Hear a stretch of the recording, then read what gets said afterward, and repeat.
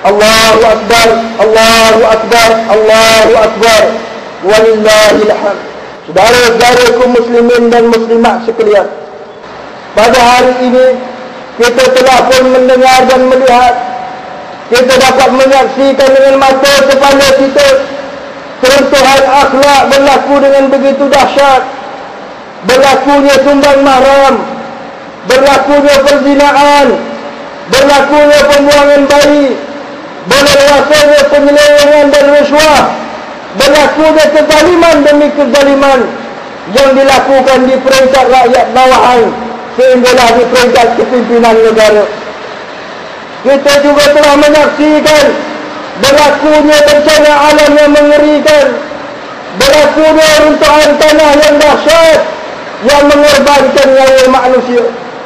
Sesungguhnya kita meyakini runtuhan tanah yang begitu dahsyat, bencana demi bencana, adalah merupakan tentera Allah Azza wa Jalla, merupakan amaran dan peringatan daripada Allah Subhanahu wa Ta'ala yang menjadi ujian kepada orang-orang yang beriman dan menjadi balas ke atas orang-orang yang dirhakakan Allah Subhanahu wa Ta'ala. Ia berlaku bukan dengan kezaliman Allah Ta'ala, tetapi adalah hasil perbuatan tangan-tangan manusia itu sendiri. Manusia lah yang mengundang bala daripada Allah Azza wa Jalla. Firman Allah, Zahara al-fasadu fil bari wal bahr bima kasabat aydin nas liyuzikahum ba'da alladhi amilu la'allahum yarji'un. Telah zahir dengan nyata keburukan di daratan dan di lautan, hasil kerja-kerja maksiat yang dilakukan oleh tangan-tangan manusia sendiri, supaya dirasakan kepada mereka sebahagian daripada perbuatan mereka itu.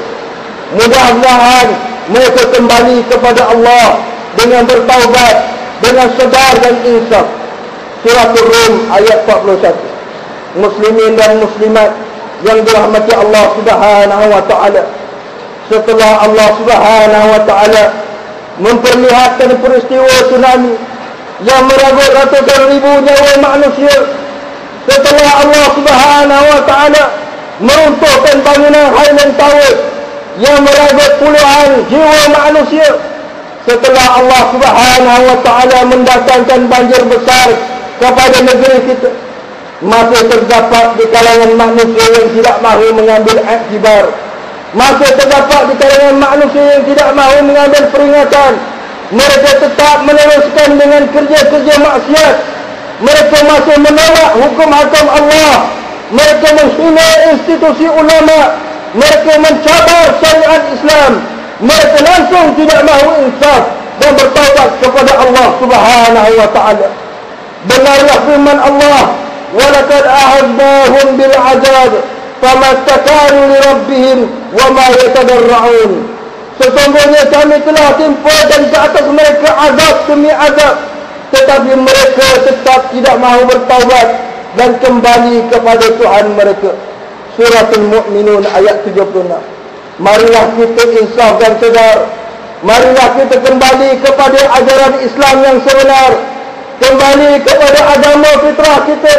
Hanya Islam yang mampu menyelamatkan kita di dunia dan di hari akhirat. Marilah kita menjadikan bulan Zulhijjah ini satu bulan yang menyedarkan kita, bulan di mana Allah Ta'ala menurunkan ayat Al-yawma akmaltu lakum dinakum wa atmamtu alaikum ni'mati wa raditu lakumul Islam madina. Pada hari ini telah aku sempurnakan bagi kamu agama kamu, dan telah aku cukupkan kepada kamu nikmatku, dan aku telah redha hanya Islam sebagai din bagi kamu. Surah Al-Ma'idah ayat 3. Ayat ini diturunkan pada bulan Zulhijjah ketika Nabi Muhammad SAW sedang berwukuf di padang Arafah. Ayat ini merupakan peristiharan daripada Allah Subhanahu wa Ta'ala terhadap kesempurnaan agama Islam. Kesempurnaan yang meliputi segala perkara, dari sekecil-kecil perkara sehinggalah ke sebesar-besar perkara. Daripada soal masuk ke tandas sehinggalah soal pemerintahan negara. Oleh kerana itu menjadi tanggungjawab kita menjadi kewajipan kita beramal dengan semua hukum hakam Islam. Dari segi pakaiannya mestilah menurut Islam, dari segi ibadatnya mestilah menurut Islam, dari segi muamalahnya mestilah menurut Islam, dari segi pemerintahannya juga mestilah menurut Islam. Termasuk undang-undang yang perlu dinobatkan ialah undang-undang Islam. Allah Ta'ala menegaskan, ya ayyuhallazina amanu dukhulu fis silmi kafah wa la tattabi'u khutuwatis syaitan innahu lakum aduwwun mubin. Wahai orang-orang yang beriman, masuklah kamu ke dalam agama Islam seluruhnya, dan janganlah kamu menurut jejak langkah syaitan. Sesungguhnya syaitan itu musuh kamu yang nyata. Lagi terang, Suratul Baqarah ayat 208. Ayat ini menjelaskan kepada kita supaya menerima Islam itu secara menyeluruh, dan memberi faham kepada kita bahawa tidak boleh menerima Islam itu secara suku-suku, kerana yang demikian itu adalah perangai syaitan. Oleh kerana itu, saudara-saudara sekalian, kembalilah kepada Islam, bertaubatlah kepada Allah Subhanahu wa Ta'ala. Jangan kita menurut jejak langkah syaitan. Tinggalkanlah perkara-perkara yang menyesatkan. Jadikanlah hidup kita ini untuk Islam, pengorbanan kita untuk Islam, dan mati kita di dalam Islam, mati di dalam kemuliaan Allah Subhanahu wa Ta'ala, bukan mati di dalam azab Allah. Firman Allah, wa wasa biha Ibrahimu banihi wa Ya'qub ya baniya inna Allah astafa lakumuddin fala tamutunna illa wa antum muslimun. Dan Ibrahim telah mewasiatkan kepada anak-anaknya, demikian pula Ya'qub. Ibrahim berkata, wahai anak-anakku, sesungguhnya Allah telah memilih agama ini bagimu, maka janganlah kamu mati kecuali di dalam agama Islam. Suratul Baqarah ayat 132. Firman-Nya lagi, ya ayyuhallazina amanu taqullaha haqqa tuqatih wa la tamutunna illa wa antum muslimun. Hai orang-orang yang beriman, bertakwalah kamu kepada Allah dengan sebenar-benar takwa kepadanya, dan janganlah sekali-kali kamu mati melainkan dalam keadaan beragama Islam. Surah Ali Imran ayat 102.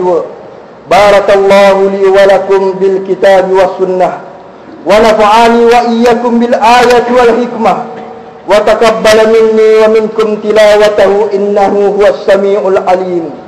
Aqulu qawli hadha wa astaghfirullah al-azim li wa lakum wa li sa'iril muslimina wal muslimat wal mu'minina wal mu'minat fastaghfiruhu innahu huwal ghafurur rahim. اللهم صل على سيدنا محمد. اللهم صل على سيدنا محمد. اللهم صل على حبيبنا وسيدنا وأنت مولانا محمد.